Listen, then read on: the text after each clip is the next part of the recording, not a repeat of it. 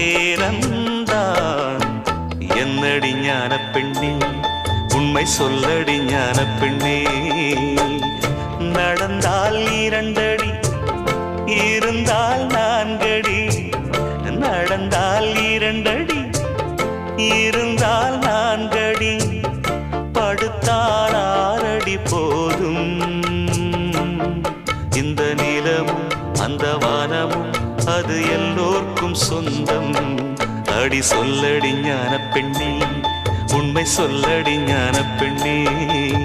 சொல்லடி ஞான பெண்ணே, உண்மை சொல்லடி ஞான பெண்ணே. நடந்தால் 2 அடி,